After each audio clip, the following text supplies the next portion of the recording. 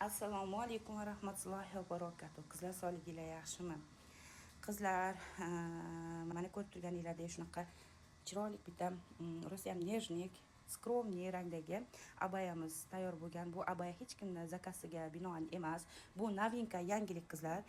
Bu hali hech qayerda sotuvda ham, shoppingda ham hech qayerda yo'q. Buni topolmaysizlar. Bu to'shni. Chunki buni men Allohning izni bilan tavakkul qilgan holatda yangilik qilib tikdim.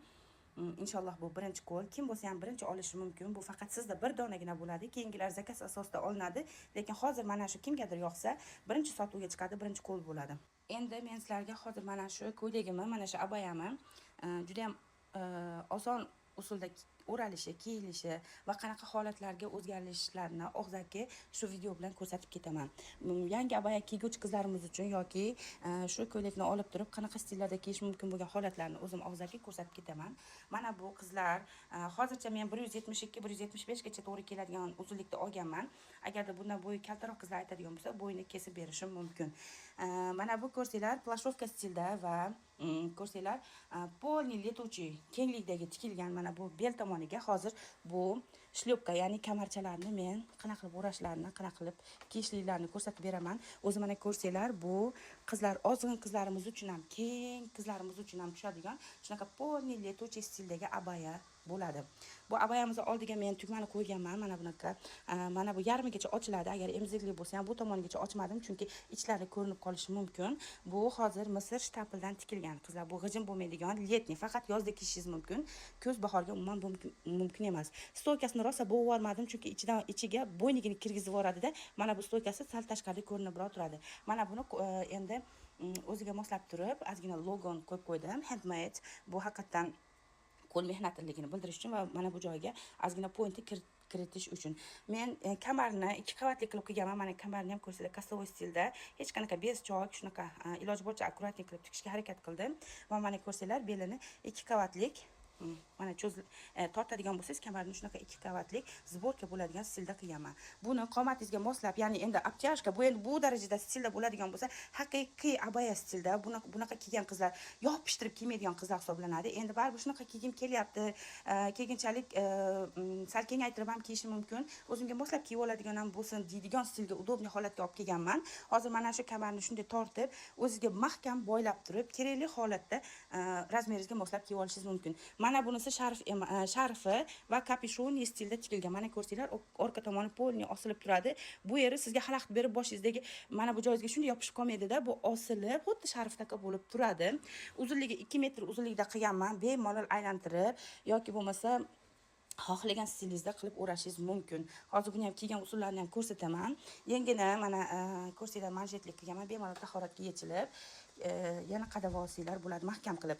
Uzun bo'ladigan bo'lsa, mana bu joyi sultanka, masalan, bo'yi kaltaroq qizlarimizga uzunroq kelishi mumkin. Shunda ham mana bunisi mana bunday sultanka bo'lib turadi. Agarda 170 qizlarimiz uchun bo'lsa, normalniy holatda mana shunday bo'lib turadi. Yana nimalarni tushuntiraman. Hozir mana shunday holatda ko'rsanglar, mana ko'rsanglar, o'zi ham tashab turganda boylamagan taqdiringlarda ham xuddi shunday turadi. Endi men bunga hozir videoni ikkinchi stillarini o'chirib turib ko'rsataman, olaman. Bo'yni kiygan holati, sharflari va bellar qismlarini ham ko'rsatib o'taman. Mana qizlar, bu ichidagi bo'yniga birga komplekt qilib beraman. Shu ko'ylakni olgan qizlarga shuni tayyor qilib, hammasini gatov qilib beraman. Shu stilda turadi. Mana oddiy kiyib olgan holatdagisi. Sharfini shunday tashlab olsa, ko'rib turibsizlar, uzun bo'lib turadi. Ayniqsa mana orqa tomoni ko'ryapsizlarmi? Polni mana ro'molga o'xshab, kapishonka emas, ayniqsa ro'molga o'xshab tashab turadi mana. Orqalari ham bu arabisk stilda tikilgan qizlar. Mana ko'rsanglar. Juda ham mazza, keng kavurgina, tashab turadigana, ayniqsa xo'jayinlari tor kiyma deydigan qizlarimiz uchun вообще zo'r ideal. O'zi asli abayalar xuddi shunday bo'ladi. Endi mana bu sharflarni xohlagan stilingizda o'zingiz xohlang boylab oling, mana bunaqa qilib, xohlang o'tkazib oling, o'zingiz xohishingizga qilib, mana ko'ryapsizmi? Udobniy holatda, kalta yoki ingichka emas, mana ko'rsangiz kengligini sharf usulida olganman, kengina. Mana ko'rsanglar, xuddi shunaqa qilib tashlab ham bo'larasizlar. Juda ham udobniy stilda. Endi hozir bel qismini ham ko'rsataman, qanaqa turishini. Tayyormisizlar qizlar? Mana belidagi kamarni tortgandagi holati. Mashallohmi qizlar, mashalloh deb ketinglar. Mana o'zingizni figurangizga moslab, men keyinda rosa ham qiynalib ketaman deydigan bo'lsangiz, o'zingizni holatingizga mana ko'rasizmi? xuddi dvoykaga o'xshatib yoki bo'lmasa belida rezinkasi borga o'xshatib turib o'zingizni figurangizga moslab qilib olasiz. Mana bu orqa tomonlari bo'ladi qizlar. Mana to'kilib ko'rasizmi? To'kilib turadi. Mashalloh bu. Orqasini ham qaranglar, zburkalari, sharflari osilib turishini qaranglar. Xullas, bunimiz sotuvda bir donagina bor. Bu yangilik. Hali hech qayerda, hech kimda yo'q. Agar olsangiz, bu faqat sizda bir dona bo'ladi. Lekin bundan keyin yana zakaz, rasvetkasiga zakaz olinadi qizlar. Hamma rasvetkasidan bor. Dubayskiy ham bor, Misrdan keltirilgan materiallarimizdan ham bor.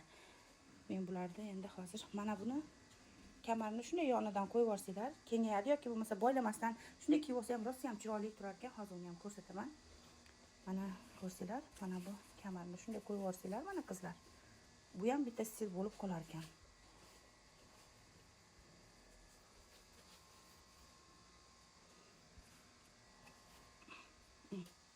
Mana.